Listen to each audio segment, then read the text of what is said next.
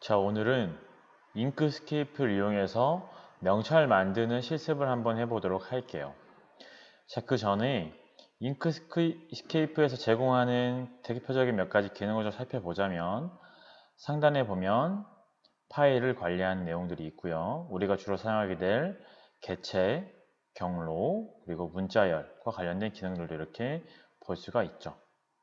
그리고 왼쪽에는 개체 선택과 이동과 같이 기본적인 기능, 그리고 확대, 도형, 그리고 문자 이런 다양한 기능들이 제시가 되어 있고요.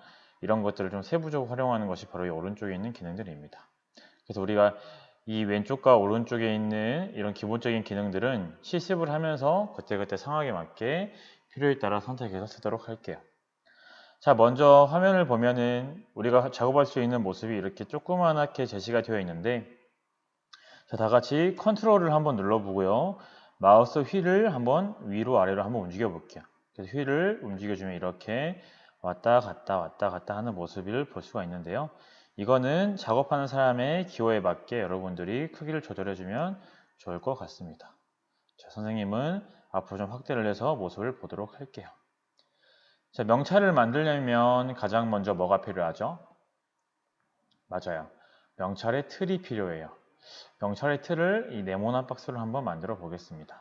그래서 이렇게 드래그를 슉 해서 다음과 같은 화면으로 만들 수가 있는데, 지금 보면은 이 마우스를 자세히 보면은 이렇게 따라다니는 게 있죠. 이때 작업을 하려면 이렇게 계속 모양이 등장하게 돼요. 이때 어떻게 하냐? ESC 버튼을 꾹 눌러주던가 혹은 이쪽 왼쪽에 가서 개체 선택과 이동으로 바꿔주면 이렇게 제작한 도형이 등장하게 되죠. 자, 나머지는 다 지울게요. 드래그를 한 다음에 딜리트, 그리고 딜리트를 눌러서 쉽게 직관적으로 우리가 작업을 할 수가 있습니다. 자, 이때 우리가 확인해야 될 게 뭐냐면 지금 선생님이 클릭했어요. 클릭하고 이렇게 자유롭게 움직일 수가 있죠. 당연히 이렇게 범위 밖으로 벗어나면 안 되겠죠. 이 범위 안에서 이렇게 우리가 모델링을 하는데, 자, 지금 상단을 보면 X, Y가 있고 너비 그리고 높이라는 항목이 있어요. 이때 X, Y의 의미와 너비, 높이의 의미를 우리가 꼭 알아둬야 되는데, 선생님이 한번 이렇게 움직여 볼게요. 그럼 뭐가 달라지는지 한번 보세요. 위치를 바꿔보면 짠, 뭐가 달라지죠? 짠, X, Y의 값이 달라지죠. 다시 말해 이 X, Y가 뭐냐면 이것의 좌표값이에요. 좌표값. 움직일 때마다 바뀌죠. 그럼 우리가 확인해 보려면 X의 0 그리고 Y의 0을 한번 입력해 볼게요. 사라졌다. 어디 갔지? 당하지 마시고 여기 보면 컨트롤로 이동해 보면 아래쪽에 가는 거죠. 우리가 알 수 있는 것 0,0이라고 하는 좌표는 바로 여기를 원점을 기준으로 하고 있구나. 그럼 시험해 볼 수 있겠죠? 우리가 이걸 클릭한 다음에 예를 들어서 y값을 10으로 바꾸면 어떻게 돼요? 얘가 살짝 위로 올라가겠죠. 이렇게 10만큼 올라가는 것을 우리가 확인할 수가 있습니다. 그래서 이것은 xy는 우리가 좌표값이다 라고 하는 걸 알 수가 있고, 자, 그렇다면 너비와 높이가 뭘까요? 너비 값을 바꿔볼게요. 너비가 120인데 이거 한 100으로 바꿔볼까? 100 줄어드는 걸 확인할 수가 있죠. 다시 한번 50, 이번에는 50.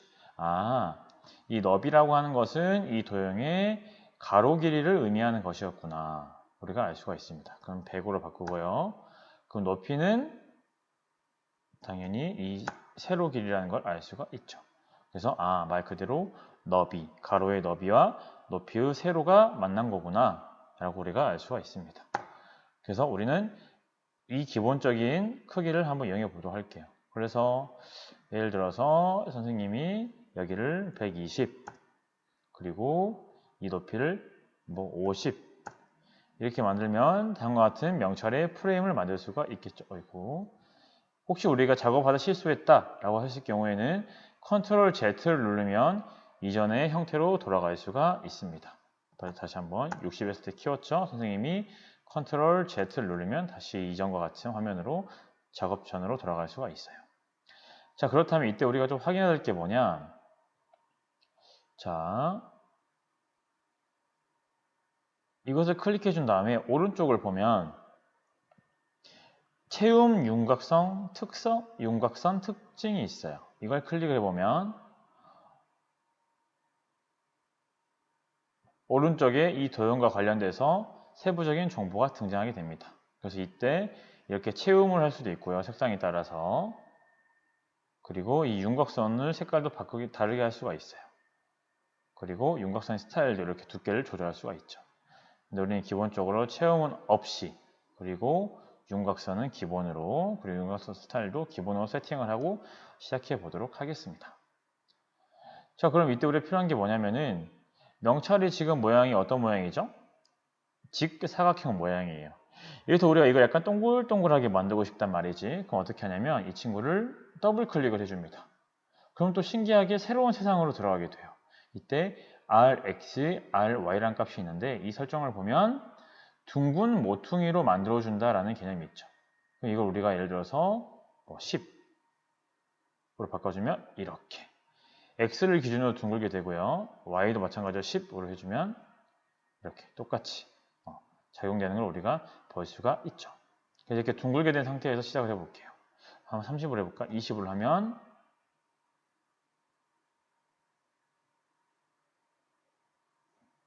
짠, 이렇게 다시 클릭해서 이 값을 20 그리고 이 값을 20으로 적용해 보면 다음과 같이 또 변하는 모습을 볼 수가 있죠. 다시 컨트롤 Z 돌리면 이 전과 같은 모습으로 돌아가게 되는 거고요. 자, 이렇게 해서 우리가 기본적인 기능을 알아봤고요. 이제 문자를 한번 새겨서 명찰을 계속 이어서 만들어 보도록 하겠습니다. 자, 문자 만들 때는 여기 옆에 보면은 A라고 하는 내용이 보일 거예요. 이걸 클릭해 줍니다. 이 아이콘을. 그러면 이렇게 글자를 쓸 수 있는 내용이 나오게 되는데 여기에 이름을 한번 적어 볼게요. 선생님 이름을 적어보면 성채초이 라고 이름을 작성했어요. 그렇죠? 마찬가지로 선생님이 이 상태 작업을 하려고 하면 이 A라고 하는 문자가 따라다니죠. 그럼 그럴 땐 계속 문자를 쓸 수 있는 열이 생기는 거예요. 그렇기 때문에 ESC를 누르든지 혹은 왼쪽에서 일반 작업을 할 수 있는 개체 선택을 눌러줍니다. 그럼 이제 풀렸죠? 이게 이 상태에서 이렇게 쭉 옮겨주는 거예요. 옮겨주고 이걸 더블 클릭을 해보면 여기서 글씨 폰트도 바꿀 수 있고요. 여기서 글씨 크기도 바꿀 수 있습니다. 이런 식으로 작업할 수 있는 것들이 있죠. 그럼 이때 선생님 같은 경우에는 여기서 그냥 임의대로 선생님이 좋아하는 걸 골라보면 되겠죠. 여러분들 기호에 따라서 여기서 선택을 하면 되는데 선생님은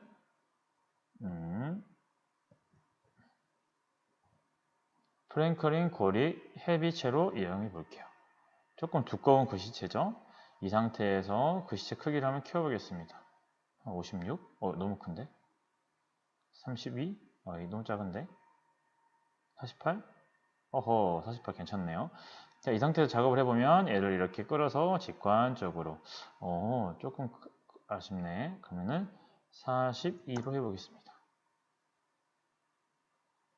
글씨 크기를 42로 해볼게요. 오케이, 그러면 딱 맞겠네요. 이 상태에서 이렇게 해주면 알차게 딱 들어가는 모습을 볼 수가 있겠죠. 근데 이때 좀 길이가 좀 아쉬워요. 그럼 어떻게? 길이를 좀 늘리면 돼요. 이렇게.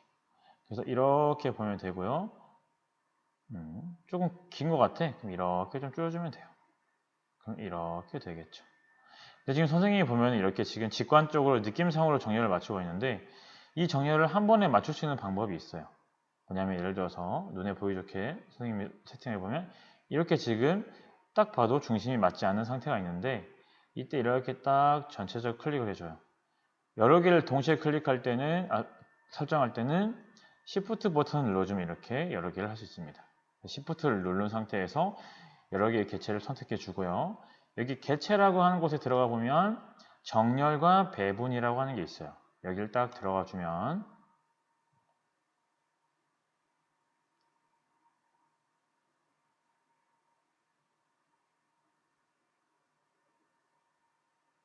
조금 느리네요. 그렇지. 오른쪽에 이렇게 세팅할 수 있는 기능들이 등장하는데요. 이때 여기서 가운데 수직축에 맞추기를 클릭해주면 이렇게 가운데로 맞춰집니다. 그리고 이거 맞춰주면 수평축에 맞추기. 그래서 위아래로 깔끔하게 중심을 맞춰서 배열할 수가 있는 거죠. 오케이. 그래서 작업 끝났으면 꺼주면 우리가 이렇게 심플한 명찰의 형태를 만들 수가 있는 거예요. 그리고 이것을 우리가 하나의 그룹으로 만들 수가 있는 거죠. 그룹을 만들면 얘가 이렇게 다시 얘를 이렇게 하나의 세팅으로 묶어줄 수도 있고요. 볼까요? 그룹화가 안 된 것 같아요. 이렇게 됐다.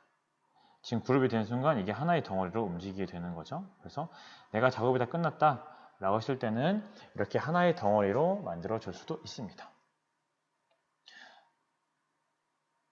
자, 그런데 우리는 이 그룹을 다시 풀어볼 거예요.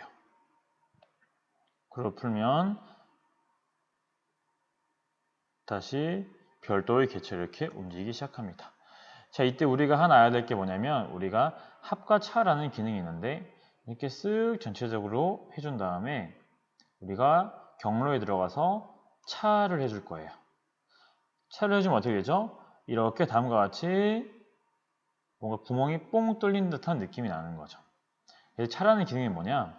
앞에서 먼저 만든 이 네모난 박스에서 나중에 삽입한 이 문자라고 하는 내용을 빼주겠다라고 하는 개념이 바로 차의 개념이에요. 그럼 이게 어떤 개념인 거죠? 결과적으로는? 맞아요. 구멍을 뚫어서 가공을 할 때 다음과 같이 이런 기능을 쓸 수가 있습니다.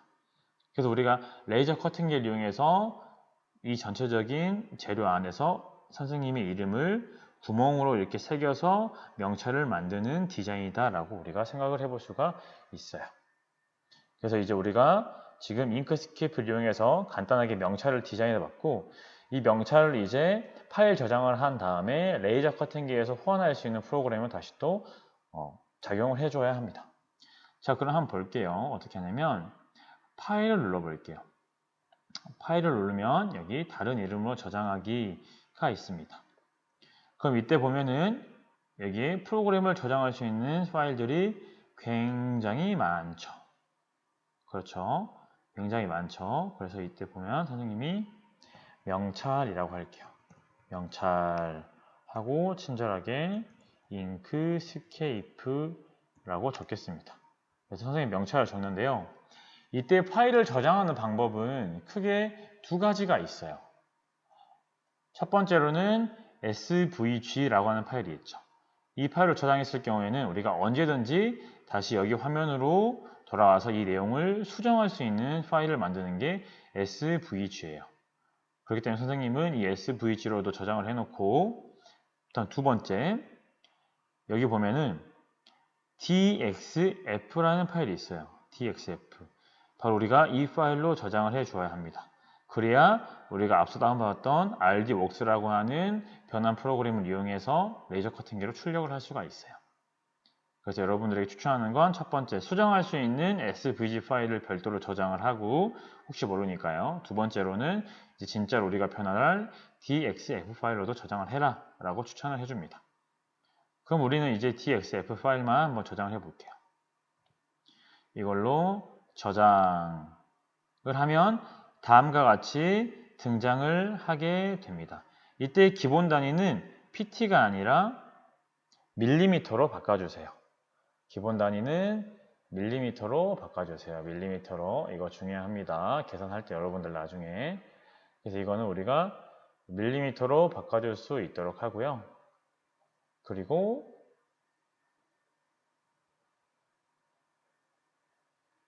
우리가 여기에 있는 스플라인 작업 또한 마찬가지로 선 출력 단위가 아니라 상단에 스플라인 출력의 러버 마스터 유형으로 설정을 좀 바꿔주도록 할게요. 이게 가장 오류가 나지 않는 유형이기 때문에 이 상태에서 확인을 눌러주겠습니다. 그럼 최종적인 지금 프로그램의 지금 저장이 이루어지고 있는 상태고요. 우리가 이제 이렇게 모델링, 잉크스케이프에서 모델링한 파일을 이제 뭐다? 이렇게 rdworks라고 하는 프로그램에서 호환을 시켜줘야 돼요. rdworks. 그래서 파일 눌러가 보면 가져오기가 있죠. 가져오기를 눌러주면 여기 바탕화면에서 all 파일을 선택해주면 뭐라? 어디 갔지? 다시 한번 확인해 볼게요. 달림 저장. 바탕화면이 안 했구나. 바탕화면에서 DXF, 여러분 확인 잘 하세요. DXF 저장을 눌러주면 똑같이 스플라인 형태고, 이거 밀리미터 단위에서 확인하면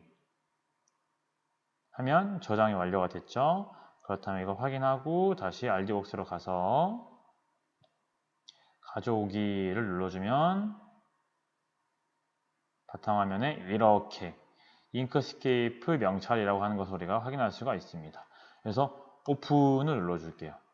오픈 눌러주면 다음과 같이 이렇게 선생님이 출력한 결과물이 여기 RD웍스라고 하는 프로그램에서 등장을 하게 되는 것이죠. 자, 그래서 이때 특징을 자세히 보면요. 간단히 기능을 좀 설명하자면 여기 아래로 이렇게 왔다 갔다 움직일 수가 있고요. 마찬가지로 이 RD웍스라고 하는 프로그램에서는 각각의 기능을 컬러로 인식을 해요. 그렇기 때문에 지금 여기 보면은 검정색으로 이루어진 모든 대상은 컷이라고 하는 작업으로 진행을 해라 라고 하는 설명이고요. 그렇기 때문에 우리가 색깔을 좀 바꿔줘야겠죠. 이렇게 클릭을 해서 이 부분은 빨간색으로 바꿔볼게요. 여기 아래 색깔이 있죠? 그럼 신기하게 여기 이렇게 두 가지의 영역이 생겨요. 이때 작업을 할 때는 위에 있는 것부터 순차적으로 작업을 한다고 생각을 하면 돼요. 그러면 검정색이 먼저면 검정색 테두리를 먼저 가공을 하고 가운데 있는 빨간색 부분을 가공한다 라고 이해하면 쉽습니다. 순서는 이렇게 드래그를 해서 바꿀 수가 있어요. 그쵸? 여기 클릭하고 드래그하면 이런 창이 보이는데 이렇게 하면 순서를 바꿀 수가 있습니다. 자, 그래서 이때 이 기능에 대해서 한번 살펴보도록 할게요. 자, 여기에 있는 내용을 더블 클릭하면 빨간색에 있는 것은 출력은 yes다. 속도는 이렇게 할 거고 작업 모드는 컷이냐 스켓이냐라고 하는 게 있는데 컷과 스켓의 차이가 뭐냐면 스캔 같은 경우에 우리가 각인하는 느낌이에요. 새겨서 완전히 자르는 건 아니지만 간단히 이렇게 새기는 느낌이 스캔이고요. 컷은 완전히 절단하는 걸 컷이라고 합니다. 그러면은 선생님의 이름을 새기고 싶기 때문에 스캔으로 할게요. 빨간색 이름은 스캔. 오케이. 그리고 검정색 부분은 판에서 잘라내서 선생님이 가져가야 하니까 컷이라고 할 수가 있겠죠. 컷은 완전히 절단하는 거. 그래서 우리가 이걸 시뮬레이션으로 보면은 여기 상단에 보면 미리 보기 화면이 있어요. 프리뷰라고 해서요. 이걸 한번 클릭해 보면 다같이 선생님 거를 볼 수가 있는데 시뮬레이션 시작하면 이렇게 레이저가 움직이면서 이렇게 지그재그 움직이고 있죠. 이렇게 움직이면서 선생님의 이름을 각인하는 모습을 이렇게 빨간색으로 볼 수가 있습니다. 그래서 선생님의 이름을 각인하는데 속도를 좀 올려볼게요. 시뮬레이션 할 때. 이런 식으로 속도를 조절할 수도 있고요. 그래서 이렇게 가공하는 걸 볼 수가 있죠. 다시 들어가면 이렇게 천천히 해서 가공을 하는 모습을 볼 수가 있고. 그래서 빨간색 부분에 지금 선생님 이름을 각인하고 있는 거고요. 이 작업이 끝나면은 사이드를 빵 이렇게 따주면서 절단돼서 명찰을 우리가 가질 수가 있는 거죠. 자, 중지하고 시뮬레이션을 중지하고 시뮬레이션 밖으로 나가보도록 하겠습니다. 그럼 다시 우리가 원래 화면으로 돌아왔는데요. 이때 중요한 게 뭐냐면은 우리가 다시 한번 들어가 보면 이때 속도라고 하는 게 있고요. 아래 보면 파워라고 하는 값이 있어요. 그래서 우리가 가공하는 정도와 정밀도에 따라서 이 속도 값하고 파워 값을 그때그때마다 체크를 해줘야 돼요. 왜냐? 재료의 특성에 따라서 기기의 특성에 따라서 우리가 이런 가공할 수 있는 속도나 파워에는 차이가 있기 때문에 여러분들이 그 부분을 잘 캐치하는 것이 중요합니다. 그래서 항상 이 레이저 커팅기를 이용해서 직접 제품을 만들 때는 이렇게 기본적으로 테스팅 작업을 해보고 나서 실제 결과물을 만드는 게 중요하다고 볼 수가 있어요. 자, 이렇게 한 다음에 이 결과물을 우리가 저장해 줘야겠죠. 그래서 이 레이저 커팅기라고 파일에 RLD라고 하는 것에 우리가 저장을 해주면 됩니다. 그래서 마찬가지로 명찰 선생님 같은 경우는 RD웍스라고 적고요. 명찰이라고 하겠습니다. 그럼 이거를 딱 저장해주고 이 파일을 레이저 커팅기에 USB를 통해서 인식시켜 가지고 프로그램을 선출해 주면 되는 거예요. 자, 지금까지 선생님하고 이거 잉크스케이프에서 명찰을 만들고 이것을 RD웍스라는 프로그램에 넣어 가지고 레이저 커팅기에 출력할 수 있는 프로그램 파일로 전환하는 것까지 수업을 해 보았습니다. 자, 오늘 수업은 여기서 마치도록 할게요. 고생했습니다. 빠빠이.